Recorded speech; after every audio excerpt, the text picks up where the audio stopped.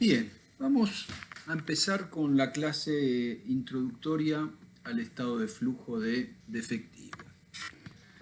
La idea es que, digamos, el estado de flujo de efectivo retoma toda la contabilidad, se maneja con la norma de lo devengado. Y el estado de flujo de efectivo es como que retoma, digamos, una contabilidad por lo percibido.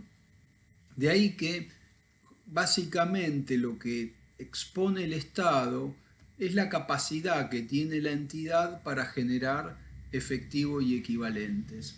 Es decir, muestra de dónde provienen el efectivo y los equivalentes de un ejercicio para la entidad y cómo los aplica la entidad. Y en el caso que haya faltantes, de dónde extrae la entidad, digamos, aquellos faltantes de efectivo para cubrir su operatoria. ¿Sí? Vamos a trabajar algunas definiciones como para que nos van a permitir trabajar el estado. ¿Sí? Entonces, en primer término, vamos a definir orígenes y aplicaciones del efectivo y los equivalentes. ¿Sí? Entonces, el origen va a ser todo lo que en el estado de flujo de efectivo va a terminar sumando. Y justamente suma porque se trata de transacciones o conceptos, cuando trabajemos el método indirecto, que tienen por consecuencia aumentar el efectivo o los equivalentes. Entonces, todo lo que nosotros trabajemos como orígenes en el estado de flujo de efectivo van a ser una explicación de por qué aumentó el efectivo y los equivalentes.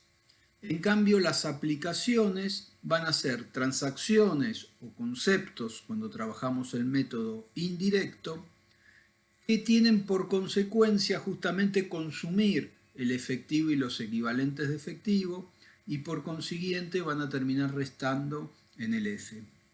Otra cuestión importante del F es que este es un tema estrictamente de exposición. Cuando uno dice que un tema es estrictamente de exposición, significa que uno la contabilidad ya no la modifica, no modifica el resultado, no modifica la medición, sino que toma la información contable que se tiene y la acomoda de otra manera diversa justamente para mostrar alguna cuestión que quiere,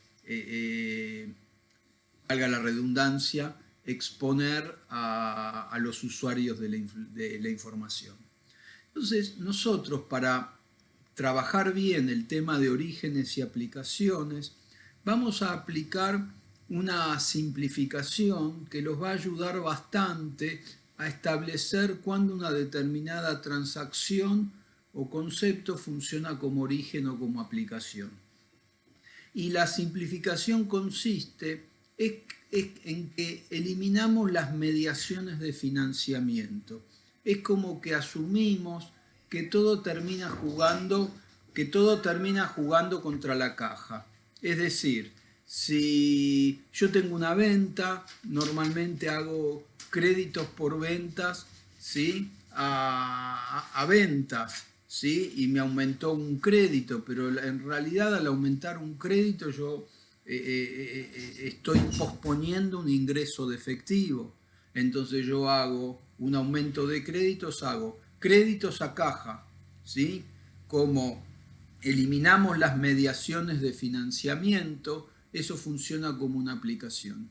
En cambio, cuando yo cobro, ¿sí? Me disminuye la cuenta a cobrar. Ahí hago caja créditos, ¿sí? Con lo cual esa acreditación del crédito funcionó como un origen de fondos. ¿Se entiende? Es decir, todas hacemos jugar todo contra la caja. Entonces, por ejemplo, un aumento de bienes de cambio, el asientito es bienes de cambio a efectivo, por eso funciona como aplicación. Por ahí en la práctica hicimos bienes de cambio a pasivo, ¿se entiende? Pero nosotros estamos eliminando las mediaciones contables, de financiación.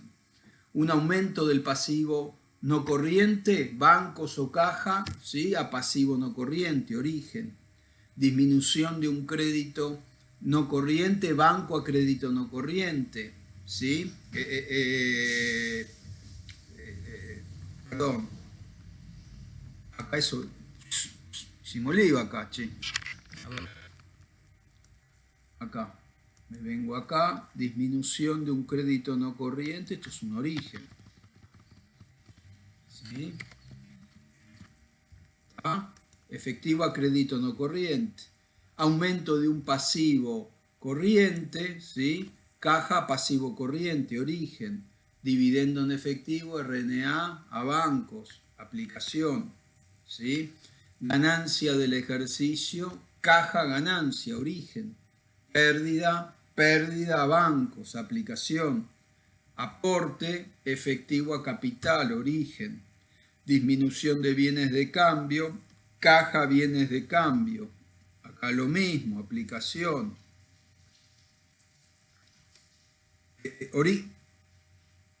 Disminución, origen, está perfecto, perdón, me vuelvo.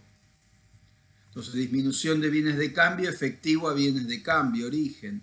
Disminución de un pasivo corriente efectivo, aplicación. ¿Se entiende? O sea, la idea es que todo lo hacemos jugar con contrapartida, caja y bancos. ¿Está?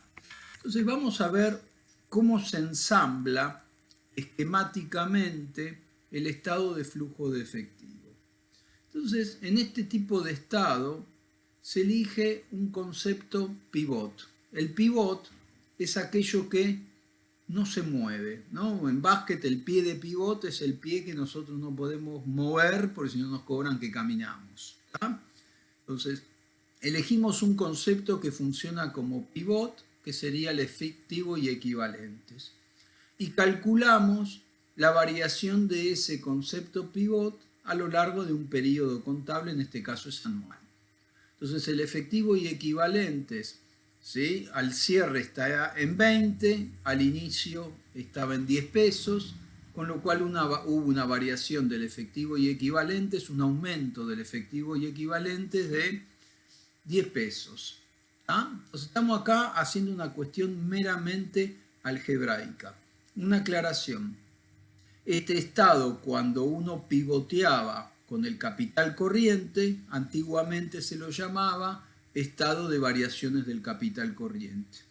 Y cuando uno pivoteaba con el efectivo y las inversiones transitorias, se lo llamaba antiguamente estado de origen y aplicación de fondos. Entonces, en la actualidad, tanto a nivel nacional como internacional, se pivotea con el efectivo y los equivalentes de efectivo y se llama estado de flujo de efectivo.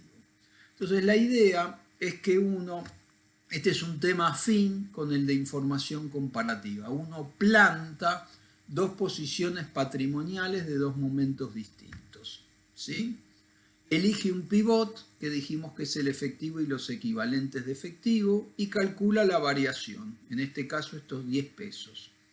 Y justamente explica la variación de este concepto pivot de 10 pesos por todas aquellas otras cuentas que no cumplen función de pivot. ¿Tá?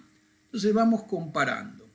Entonces digo, créditos al cierre 30, créditos al inicio 10, 30 menos 20, 10, hubo un incremento de 10 y dijimos que créditos a caja funciona como aplicación. Entonces tenemos acá un incremento de créditos de 10 que es aplicación. Vamos al bien de cambio, 40, 30 incremento de 10, bienes de cambio a caja o bancos, aplicación. ¿Sí? Vamos a los bienes de uso. Entonces vamos a ver nosotros que cuando esto se vaya complejizando, acá pusimos nada más un conceptito para explicar un concepto, que normalmente estas variaciones, digamos, cuando uno las hace mecánicas, netas, muchas veces puede cometer errores, porque normalmente todos los rubros que llevan anexo, por ejemplo, bienes de uso, intangibles, todo el patrimonio neto, normalmente la variación neta en un ejercicio lleva anexo porque se compone de distintos movimientos que por ahí tienen distintos significados e inclusive por ahí entran en distintas categorías. Entonces acá nosotros tenemos 50 al cierre en bienes de uso y 40 al inicio. Tenemos una variación neta, un incremento de 10. Entonces si uno lo hace mecánico, dice, bueno, tuvo una aplicación de 10 pesos, viene de uso a bancos por 10. Pero como esto lleva anexo, nosotros en el anexo podemos identificar que tuvimos altas por 30, ahí sí es bienes de uso a bancos, y después tuvimos una amortización de 20 pesos que resta, ¿tá? Entonces, después yo explico los cargos o ingresos que no representan movimientos de fondos, pero por el momento, mecánicamente, yo sé que por estos 20, vía depreciaciones, ¿sí? Yo, digamos, acredité bienes de uso, con lo cual hago caja bienes de uso por 20, funciona como origen. ¿Se entiende? Después vemos con mayor exactitud los cargos o ingresos que no representan movimientos de efectivo. Entonces, seguimos. Entonces, la compra es una aplicación y la amortización es un origen. El pasivo corriente, 40 contra 30, aumentó en 10. Caja pasivo, origen. El préstamo no corriente, 40 contra 20, se incrementó en 20. Banco a pasivo no corriente, origen. ¿Sí? El capital, tenemos 50 contra 20, 30, y acá lo mismo. Pueden haber distintos movimientos que funcionan de distinta manera. Entonces acá nos tenemos que ir al estado de evolución del patrimonio neto.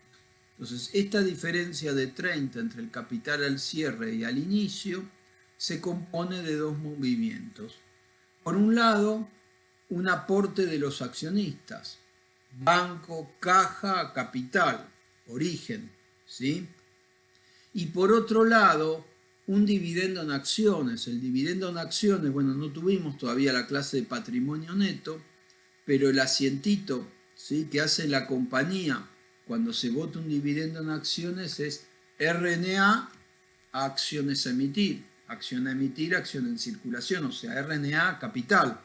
Con lo cual, ¿movió efectivo? No movió efectivo, porque no hay involucrada ninguna cuenta ni de activo ni de pasivo. Es un rulito dentro del patrimonio neto, que es lo que nosotros cuando pasemos ahora a ver la clase de patrimonio neto, sería un movimiento cualitativo del patrimonio neto.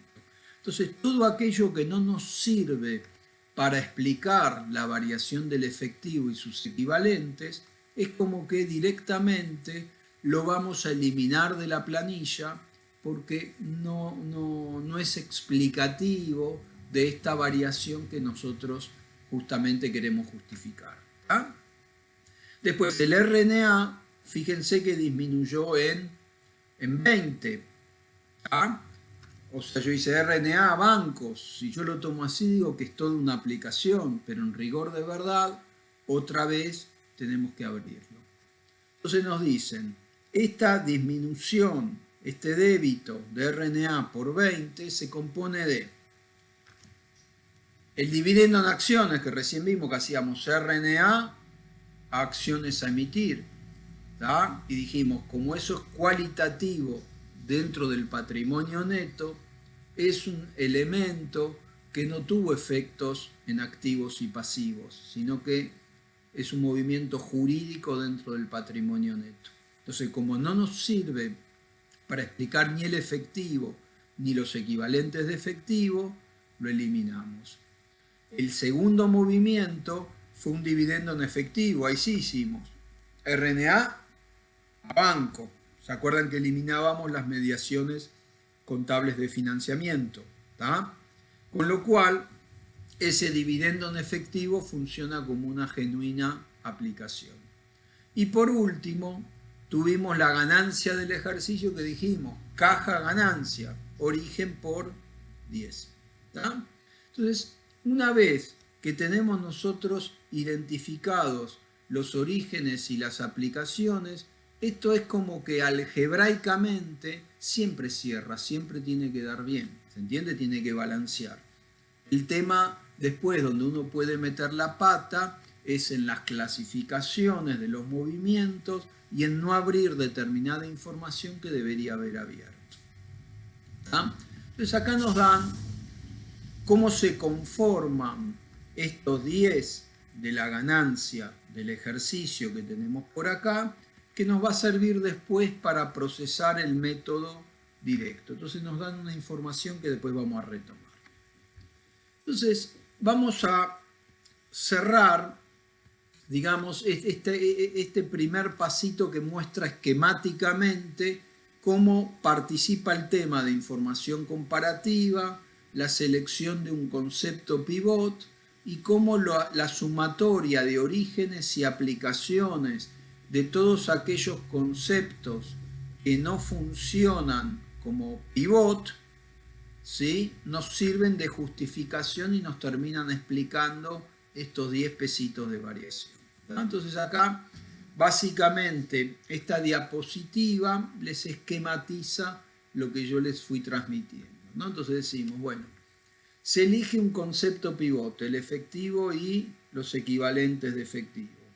Se calcula la variación operada en el ejercicio en el concepto pivot. Ya habíamos visto, el efectivo y equivalentes al cierre era de 20, al inicio de 10, con lo cual la variación del efectivo fue un aumento del efectivo de 10. Y después se dice, se justifica la variación en el concepto pivot por la evolución, operada en el ejercicio en los rubros que no funcionan como pivot. Entonces fíjense que nosotros vamos a ir a la planillita a buscar todos los orígenes, todo lo que suma, ¿está? Entonces, tenemos 10 pesos del aumento del pasivo corriente, 10 pesos del aumento del pasivo no corriente, ahí tenemos 30, ¿sí? 20 pesos del aporte tenemos 50, ¿sí? 10 pesitos de la ganancia del ejercicio tenemos 60 y 20 pesitos de la depreciación, ¿sí?, tenemos 80. La ganancia, aporte, aumento de préstamo, aumento de pasivo corriente, aumento de préstamo, aumento de pasivo corriente, la amortización 80. Y vamos a buscarnos las aplicaciones. Tenemos 10 del aumento de créditos, más 10 del aumento de bienes de cambio son 20, ¿sí? Más 30 de la compra de bienes de uso son 50. ¿Tá? Estos orígenes, esto se elimina, 50. Más 20 del dividendo en efectivo son 70. ¿Tá? Entonces, aumento de crédito corriente, aumento de bien de cambio, la compra del bien de uso, ¿sí?, el dividendo en efectivo, 70. 80 de orígenes menos 70 de aplicaciones, justificamos los 10 de la variación del efectivo y los equivalentes a lo largo del cierre de ejercicio.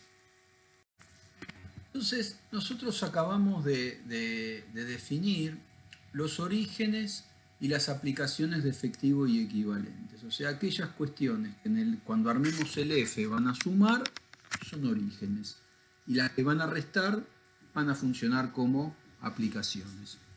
Pero como este es un tema de exposición, esos orígenes y aplicaciones se integran en otras categorías explicativas. Entonces, nosotros tenemos que pasar, digamos, el origen y aplicación antiguamente por sí mismo se armaba el estado con ello. Estaban los orígenes, aplicaciones, los otros orígenes y las otras aplicaciones.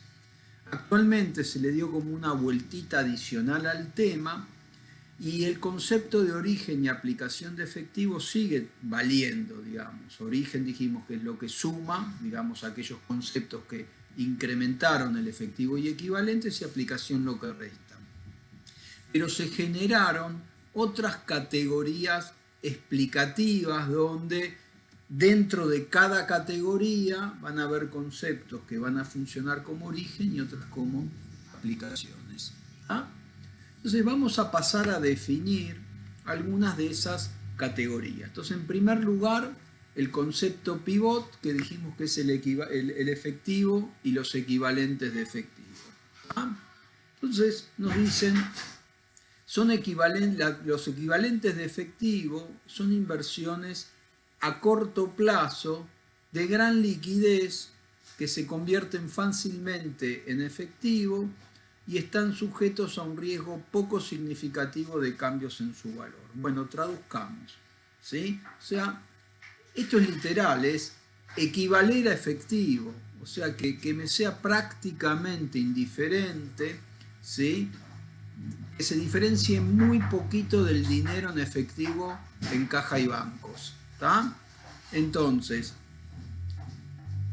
acá como en todo lo contable, siempre trabajamos con alguna convención contable. Entonces, es como que la misma norma nos dice que los plazos fijos, cuando tienen menos de 90 días, equivalen al efectivo, ¿tá? Un plazo fijo de más de 90 días ya no lo puedo poner como equivalente de efectivo, sino que va a ser una actividad de inversión. Y la otra condición es que estén sujetos a, digamos, poca variación en el valor. Entonces yo tengo una inversión corriente en un título público con cotización, en una acción con cotización. Entonces, fíjense que en ese caso yo no lo puedo poner como equivalentes de efectivo, porque supongamos que yo tenía una acción de, no sé, Tenaris o del Banco Galicia. Cuando se armó todo este despelote de la pandemia, yo la tenía, digamos, la acción, tenía 10 acciones a 10 pesos, creía que tenía 100 pesos que podía ser plata en cualquier momento, y resulta que al otro día, cuando necesitaba los fondos para atender pagos, cuando la quise ir a hacer plata, resulta que la acción ya no valía 10 pesos, 100 pesos, sino que valía estrictamente la mitad, 50 pesos. Entonces, como las acciones, los títulos públicos, ¿sí? O las obligaciones que tengamos de negociables de empresas que tienen cotización, están sujetos a fluctuaciones de valor, no podemos conceptualizarlos como equivalentes de efectivo y, digamos, sus variaciones para entidades que no son entidades financieras, que no se dedican, digamos, a la especulación bursátil, ¿sí? No son fondos comunes de inversión ni nada por el estilo, en una empresa comercial o industrial, son actividades de inversión. ¿Tá? Entonces, la inversión, les decía recién, me anticipé un poquito, va a funcionar como equivalente de efectivo cuando tenga un vencimiento próximo. Por ejemplo, yo les decía que acá la misma norma habla de 3 meses o menos desde la fecha de adquisición, ¿sí? 3 meses o menos desde la fecha de adquisición. Después, dice, las participaciones en el capital de otras entidades quedan excluidas de los equivalentes de efectivo a menos que sean sustancialmente equivalentes a efectivo como una acción preferida con vencimiento próximo. Entonces, ¿se entiende? O sea, todas aquellas, ustedes saben que una acción preferida es como un derecho al cobro, no depende de los resultados ni de la cotización de la contraparte. ¿Tá? Entonces, todas las acciones con cotización, como tiene fluctuación de valor, están sujetas a fluctuaciones de valor, no pueden ser equivalentes de efectivo. ¿Tá? Otro tema limítrofe tiene que ver con los descubiertos bancarios. Entonces, los préstamos bancarios en general, todavía no lo definimos, pero son actividades de financiación. Sin embargo, en algunos países, los sobregiros los conceptualizan como formando parte del efectivo y equivalente, lo cual yo no estoy de acuerdo. ¿Tá? Entonces, tratemos de todo lo que tiene que ver con préstamos bancarios, aunque sean descubiertos, Ya voy a explicar por qué cuando vayamos a las actividades de financiación, ¿sí? Los vamos a trabajar no como efectivo y equivalentes, sino como actividades de financiación. Porque justamente si yo tuve que recurrir al sistema financiero para tomar fondos, significa que algo de lo operativo, que voy a definir en un momento, no terminó de redondearse, no me generó los fondos suficientes y tuve que ir a tomar parte de la plata al sistema. Entonces, ese es el fundamento por el cual los préstamos bancarios, digamos, aun cuando sean de corto plazo, no van a integrar la actividad operativa, no son efectivos y equivalentes y sí son actividades de financiación. ¿Está? Bien. Y después otra aclaración es que dentro del Estado, esto ya son cuestiones muy de detalle que no vamos a trabajar, pero no se va a meter dentro del estado de flujo de efectivo, digamos, movimientos que en definitiva son transacciones dentro de lo que sería la categoría del efectivo y los equivalentes de efectivo. ¿Ah? Bien. Entonces yo les comentaba recién que nosotros calculábamos nuestro pivot, que es la variación del efectivo y equivalentes que acabamos recién de definir. ¿Tá? A partir de ahí, los distintos orígenes y aplicaciones que fuimos viendo genéricamente, nosotros tenemos que, digamos, agruparlos en tres categorías explicativas diferentes. ¿Tá? Que son las actividades operativas, las actividades de inversión y las actividades de financiamiento o financiación.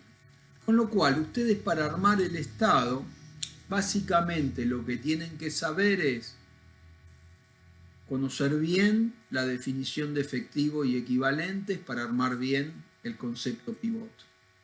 Y a partir de ahí, conocer bien, saber cuándo algo funciona como origen, cuándo como aplicación y conocer estas tres definiciones. Esto sería como una biblioteca donde uno tiene tres estantes, no sé, la novela americana inglesa, poesía, no sé, novela autobiográfica o histórica, estoy inventando cualquier verdura. Entonces, en definitiva, uno tiene que conocer la definición de cada una de estas tres categorías para mandar los libros que van a este cajón, los que van a la actividad de inversión, a este otro cajón, y a la actividad de financiamiento. Es tan sencillo como eso, determinar las variaciones y a partir de ahí saber bien qué conceptos integran lo operativo, qué conceptos inversión y qué conceptos financiación y qué conceptos no me sirven para nada y los tengo directamente que eliminar del estado. Entonces vamos a definir. Entonces, la actividad operativa, como su nombre lo indica, tiene que ver con, primero, es la más importante de todas. Segundo, en un F siempre está la actividad operativa. Yo puedo tener un F donde por ahí no tenga actividad de inversión o de financiación, pero siempre voy a tener actividad operativa. Y tienen que ver con el corazón de la compañía y lo que uno quiere ver. Dice, bueno, estos tipos se dedican a vender mesas y sillas. Bueno, con la venta de mesas y sillas, ¿generan efectivo o consumen efectivo? ¿Ah? Es decir que lo que trata es lo más importante de todos, porque uno lo primero que quiere mirar es si con la cuestión transaccional diaria de la compañía genera efectivo o en definitiva tiene que salir a buscar plata por todos lados porque no le cierra, digamos, la ecuación financiera. ¿Ah? Entonces, este es el cajón más importante de todos y tiene que ver con las transacciones que constituyen la principal fuente de ingresos de la actividad ordinaria de la compañía. Entonces yo les decía, si me dedico a vender mesas y sillas, tengo que, ahí van a ingresar todos, digamos, la generación o el consumo de efectivo que tiene que ver con, digamos, los sueldos que pagué, lo que me costaron las sillas, a cuánto las vendí, etcétera, etcétera. ¿Ah? Bien. Entonces, ¿qué pasa? Una vez definido la actividad operativa, nosotros en el F tenemos dos métodos que involucran estrictamente a la explicación de las actividades operativas. Uno es el método indirecto. Se llama indirecto porque no hace como un caminito donde parte de la ganancia o de la pérdida neta del ejercicio y le va haciendo correcciones a esa ganancia o pérdida del ejercicio, ¿sí? Donde va sumando, restando los cargos o ingresos que no representan movimientos de efectivo, es decir, transforma una ganancia o pérdida trabajada por el método de lo devengado en una ganancia o pérdida donde, digamos, corregida para llevar eso que se trabajó por lo devengado para reconstituirlo a lo percibido. ¿Ah? Por otro lado, tenemos lo que se conoce como método directo, donde se van presentando, digamos, se llama directo porque dice, bueno, yo cobré durante el ejercicio 100 pesos de los clientes por la venta de mesas y sillas. Pagué sueldos por 30 pesos. Le pagué a los proveedores 40 pesos.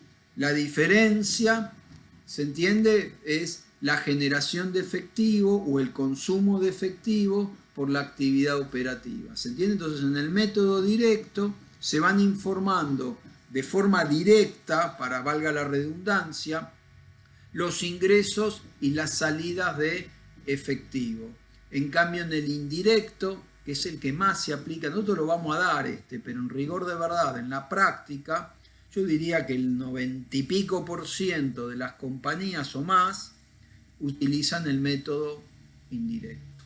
¿Ah? Entonces el indirecto parte de la ganancia y efectúa correcciones de todos aquellos conceptos que impactaron en el estado de resultados, pero que, digamos, no tuvieron incidencia en el efectivo y los equivalentes de efectivo. ¿Ah? Entonces, ¿cómo sería el método indirecto? Partimos de la ganancia o pérdida del ejercicio, vamos a sumar los cargos que no representan movimientos de efectivo, es decir, todas aquellas cuestiones que restaron en el estado de resultados, por ejemplo, la amortización o depreciación del ejercicio, pero que no me movieron en ese ejercicio el efectivo y los equivalentes. Y los ingresos que no representan movimientos de efectivo, entonces los vamos a restar. Por ejemplo, el resultado por participación en sociedad 33, ¿no? Que dentro de esta ganancia yo hice, recién venimos del tema, ¿no? Inversiones a resultado participación sociedad 33.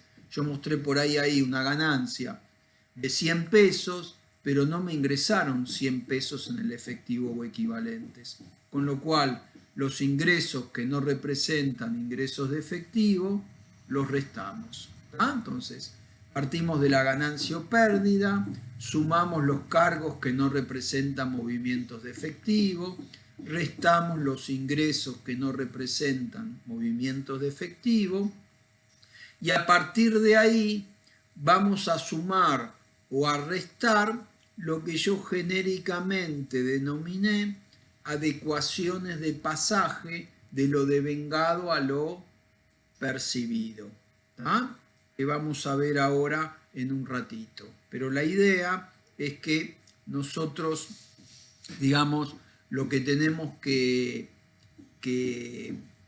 transformar es un estado de resultados que contablemente se manejó por lo devengado, sumamos y restamos estos dos grupos de conceptos para transformarlo en un movimiento, digamos, por lo percibido. ¿Ah? En cambio, en el método directo, a las ventas, costos, gastos, digamos, a cada una de las partidas del estado de resultado, le vamos a sumar o a restar la variación neta en cuentas por cobrar, cuentas por pagar, stock y otras partidas. ¿Tá? Vamos a ver después con mayor detalle cómo nos manejamos. ¿Sí? Después tenemos otro cajón adicional, el segundo cajón, que sería el de las actividades de inversión. Entonces, este cajón puede estar o no estar en un estado de flujo de efectivo. Y tiene que ver con los... Ustedes saben que inversión en finanzas, nosotros contablemente usamos, digamos, conceptos más llanos. Entonces yo les decía recién que nosotros en contabilidad utilizamos denominaciones más pedestres. Entonces, el sinónimo de inversión es activo. Nosotros hablamos de activos, ¿sí? Pero resulta que todos los activos que tienen que ver con las cuestiones de tipo eminentemente operativas, créditos, bienes de cambio, etcétera, etcétera, están involucrados dentro de lo que denominamos actividades operativas. Con lo cual, dentro del cajón de las actividades de inversión, vamos a incorporar los nuevos emprendimientos que tienen que ver con aquellas inversiones o desinversiones que involucran a activos no corrientes, ¿sí? Al activo fijo, básicamente a los bienes de uso, a los intangibles, o bien a, digamos, habíamos establecido un límite a todas aquellas actividades de inversión donde yo hago, digamos, invierto en acciones, en participaciones societarias o en acciones con cotización que están al margen del negocio. Serían todas aquellas cuestiones al margen del negocio que no califican como equivalente de efectivo. ¿Tá? Entonces irían las acciones con cotización o títulos públicos con cotización, digamos que normalmente están dentro del activo corriente, pero que no son efectivos y equivalentes. Pero básicamente el grueso tendría que estar asociado con nuevos proyectos de inversión en, no sé, una ampliación de planta, una compra de una participación societaria, una adquisición de un activo intangible. ¿Ah? Con lo cual, cuando una compañía, digamos, no le sobró nada y no anda en nada nuevo, puede darse el caso de que el cajón de la actividad de inversión no aparezca dentro del estado de flujo de efectivo de un determinado ejercicio. ¿Ah? Entonces, acá tenemos distintos ejemplos de actividades de inversión. Entonces vemos pagos por la adquisición de propiedad, planta y equipo, de activos intangibles o de otros activos a largo plazo, incluye costos de desarrollo y obras en curso. O bien cobranzas, ¿sí?, por venta de activo fijo, venta de propiedad, planta y equipo o de intangibles. ¿Ah? O bien compramos instrumentos de pasivo o de patrimonio neto de otras entidades o participamos en negocios conjuntos, o sea, compra de acciones, de instrumentos de deuda con o sin cotización que no califican como equivalentes de efectivo. ¿Ah? O bien cobramos porque nos pagan, vendimos instrumentos de pasivo, nos amortizaron una parte de ese instrumento de deuda o vendimos participaciones societarias. ¿Ah? Después tenemos la plata que prestamos cuando no somos una entidad financiera, o sea, cuando nosotros hacemos un préstamo a terceros y no somos una entidad financiera, eso para nosotros no es actividad operativa, está al margen del negocio. entonces tiene que ir en actividades de inversión. ¿Tá? Bueno, esto ya es muy sofisticado, no va a aparecer en nuestros ejercicios, ¿tá? Pero cuando tenemos cobranzas de instrumentos derivados, ¿sí? O anticipamos plata a terceros y nosotros no nos dedicamos a eso, eso también va a ir como actividades de inversión. Cuando cobramos o cuando pagamos por instrumentos derivados, ¿sí? Salvo que esos instrumentos derivados sean de cobertura y en rigor de verdad me están cubriendo un riesgo de una actividad operativa. ¿Tá? Eso es como muy sofisticado, dejémoslo de lado. Por último, tenemos el cajón de las actividades de financiación, ¿sí? La idea es que acá vamos a mostrar todos aquellos conceptos. Financiar, ¿sí? Ustedes saben que la financiación puede ser de terceros y la llamamos pasivo, o puede ser propia y la llamamos patrimonio neto. Entonces, toda la financiación de terceros de corto plazo que no tenga que ver con dinero tomado de los bancos, normalmente es operativa, son los proveedores, son los empleados, ¿sí? Es el fisco, es operativa. Con lo cual, el resto de la financiación, todo lo que es financiación con los bancos o con los accionistas, ¿sí? Es lo que nosotros vamos a trabajar como actividades de financiación, ¿sí? Entonces, ¿qué pasa? Dentro del patrimonio neto, nosotros tenemos la ganancia o pérdida del ejercicio, que es actividad netamente operativa. Con lo cual nos va a quedar, digamos, como separado, como complemento separado dentro del patrimonio neto, los aportes o retiros de los propietarios y todos los fondos que se tomaron o pagaron del sistema financiero de los bancos. ¿Tá? Entonces, ¿qué pasa con la actividad de financiación? Normalmente yo voy a tener actividad de financiación o bien cuando la actividad operativa me va mal y tengo que tomar fondos del sistema porque no me alcanza a cubrir lo operativo, o bien cuando me meto en un nuevo proyecto de inversión y no me alcanza para financiarlo con los sobrantes de fondos de lo operativo. Entonces, obviamente, tendré que pedirle plata al sistema financiero o pedirle a los propietarios que hagan un aporte de capital para acompañar el nuevo proyecto de inversión. Entonces, fíjense que dentro de las actividades de financiación, normalmente los conceptos que van a integrar la categoría van a ser los cobros que proceden de la emisión a otros instrumentos de capital, es decir, los aportes de los accionistas, o bien los pagos cuando reducimos el capital, ¿sí?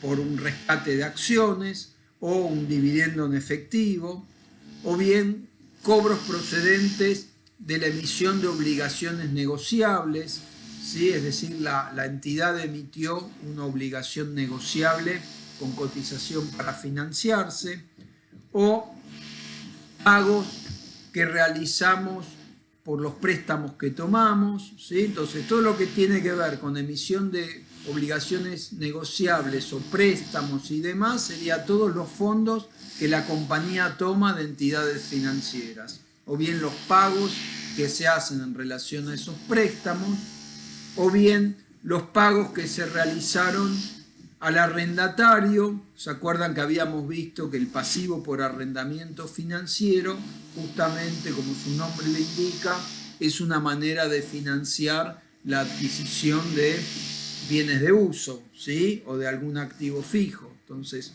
justamente los pagos por esos arrendamientos financieros se consideran actividades de financiación.